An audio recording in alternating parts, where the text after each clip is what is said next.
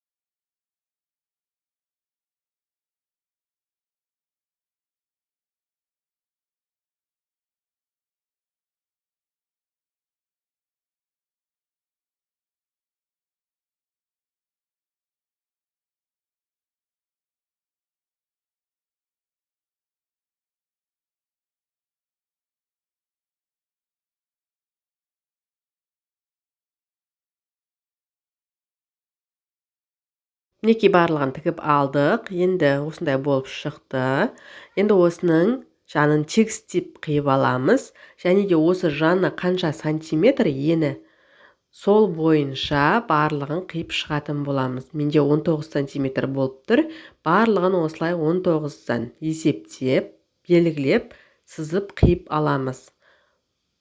19-да 19 болып шығады барлығы.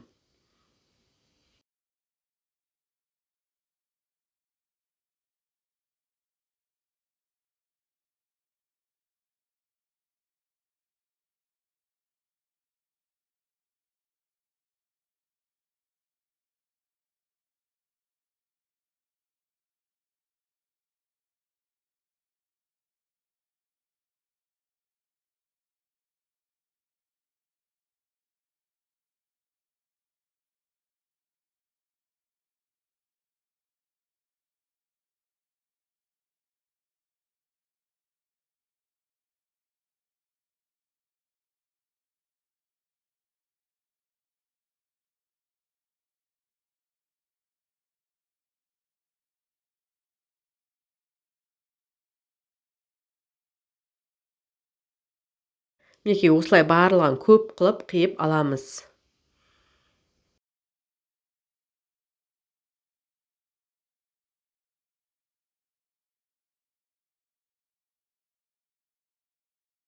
Енді осы маталарымыздың сызып қию жолын көрсетемін. Қалай сызылатын, қалай қиылатын. Мінекей осы екі матаны осылай қойып, мінекей осылай қоямыз. Және де осының бір бұрышын, қарама-қарсы бұрыштарын осылай сызамыз. Мінекей осылай бір жағын осылай сызамыз, екінші жағын соған қарама-қарсы сызамыз. Мінекей дәл видеодағыдай осылай сызып, маталарыңызды дәл екіге бөліп, теңдей екіге бөліп аласыздар да, бір жартысын бірінші вариантпен, екінші жартысын екінші вариантпен сызып қиып алатын боласыздар. Мінекей дәл осылай қиып шығамыз.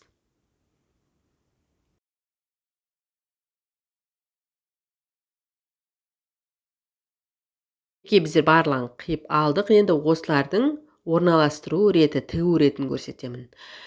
Мінекей астыңғы екеуін орнын алмастырамыз екеуінің. Мінекей дәл осылай алмастырып, барлығын осылай тігіп шығамыз. Мінекей менде осындай көп болып шықты. Осылардың барлығын тігіп шығамыз енді.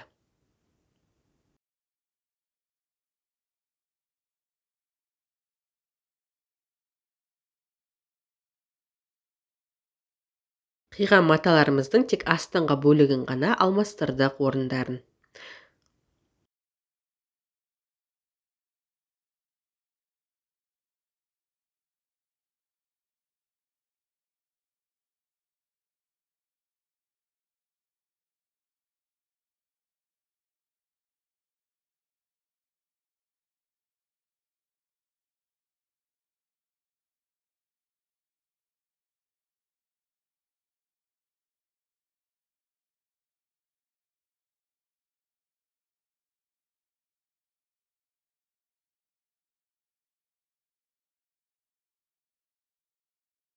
Мінекей барлығын тігіп алдық. Енді осыларды орналастыру реті. Мінекей осылай орналастырамыз. Дәл видеодағыдай орналастырып шығамыз. Мән беріп қарап тұрсаңыздар, жоғарғы жағында көк, ақ, көк болып тұр. Мінекей екінші полоскасын енді көктің астына ақ түсіреміз, ақтан кейін көк түсіреміз. Жоғарғы жағындағы ақты қарасаңыздар, дәл осылай полоска ретінде тігіп аламыз. Яғни үшеуін, мен төртеуін қылдым, 4 рет қылып, осылай 4-4-тен тігіп аласыздар. Мен өзіме көлемі, қажетті көлемді 4-еуден шықты, сондықтан мен 4-4-тен біріктірдім. Мінекей қарап тұрсаңыздар, міне ақтың астына көк, көктің астына ақ, мына жоғарғы жағындағылар. Осылай 4-4-тен біріктіріп аласыздар.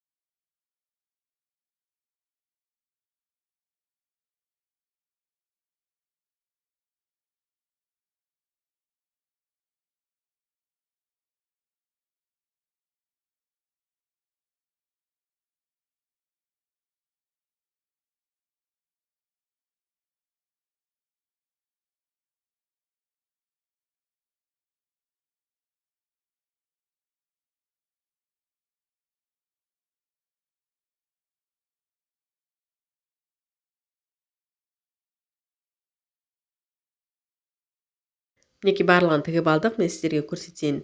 Бір шетінен ғана бәрін қойып көрсетейін. Міне қарап тұрсаңыздар, көк, ақ болып тұр. Басталғанда көрдіңіз бе? Дәл осылай тігіп шығасыздар. Көк, ақ қылып. Енді осыларды осылай ортасынан тігіп шығамыз.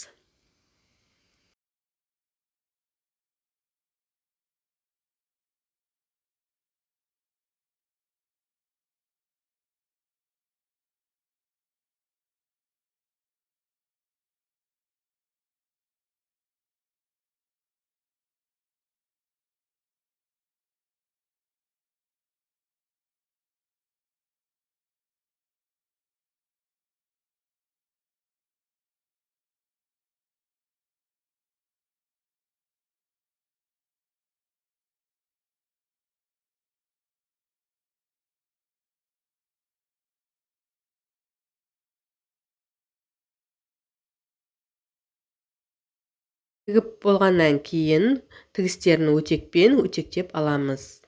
Мінекей біздің құрағымыз дайын болды. Өте әдемі, ерекше құрақ шықты. Бұнда фишка мінекей көктің зигзаг түрі, ақтың зигзаг түрі. Көрдіңіздер ме? Фишка осыда әдемілігі де. Өте ерекше, әдемі, көздің жауын алатын құрақ шықты. Осылай төрттен біріктіріп, көрпелерді құрап алсаңыздар болады. Өте ерекше, әдемі болып шығады. Менің құрағым сіздерге ұнаған болса, маған тіркеліп, лайк басып, комментария жазып, қоңыраушадағы все батырмасын баса кетіңіздер. Сау, саламатта болыңыздар.